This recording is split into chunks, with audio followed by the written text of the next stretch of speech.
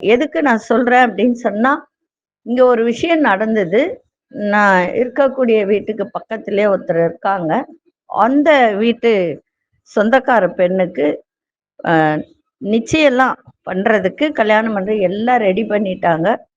போன வாரம் திங்கட்கிழமை நிச்சயதார்த்தம் ஆக வேண்டியது. நின்னு போயிடுச்சு. என்ட்ட ஒரு வார்த்தை கேட்டாங்க.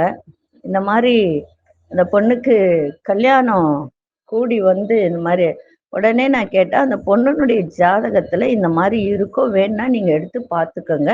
இந்த பெண்ணே தான் வாயில வானான்னு சொல்லியிருக்கோம் அப்படின்னு சொன்னேன். அப்புறம் அவங்கள வர சொல்லுங்க பார்க்கலான்னு. அப்புறம் அந்த கல்யாண பொண்ணே வந்தது. பார்த்து சொன்ன பிறகு நீங்க சொன்னது கரெக்ட். இதுவரைக்கும் எனக்கு நீங்க சொன்ன மாதிரி நான் ஏற்கனவே சொன்னேன். இது இப்ப இல்லம்மா. இன்னும் 2, 3 முறை கூட உனக்கு திருமணம் நின்னு இருக்கக்கூடிய வாய்ப்பு உண்டு. உனக்கு 21 வயசுலயே கூடி வந்திருக்கணும். அப்பவும் நின்னு போச்சுன்னு சொன்ன பிறகு, ஆமா எனக்கு 4 முறை நின்றுச்சு திருமணம். இது 4வது முறை. நீங்க சொன்ன மாதிரி நானே தான் நிறுத்துனேன். மத்தவங்க பேச்ச கேட்டு நிறுத்துனேன். எதுக்கு சொல்ல வரேன் அப்படின்னா, ஒரு திருமணம் நிச்சயிக்கப்பட்ட பிறகு யாருடைய பேச்சையும் கேட்காதீங்க. நீங்களே அலசி ஆராய்ஞ்சு பாருங்க.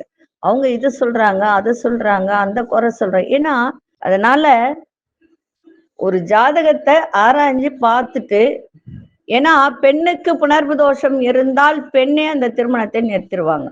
அதே மாதிரி அந்த ஆணுக்கு புணர்வு தோஷம் இருந்தாலும் இந்த செவ்வாய் கேது, செவ்வாய் சனி இதெல்லாம் சேர்ந்து இருந்தாலும் அந்த திருமணம் ஆட்டோமேட்டிக்கா நின்னு போயிடும். அதனால யார் எது சொன்னாலும் அக்கம் பக்கத்துல இருக்கவங்க அவங்க என்ன இப்படி இருக்கா அப்படி இருக்கான்னு சொல்றதெல்லாம் எதையும் கேட்காதீங்க. உங்களுக்கு மனசுக்கு பிடிச்சிருக்கா திருமணம் பண்ணிடுங்க.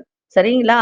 எதையுமே யோசிச்சு நீங்க பண்ணீங்க அப்படின்னா இந்த தோஷம் உள்ள ஜாதகம் நிச்சயமாக திருமணத்தை தடை பண்ணும்.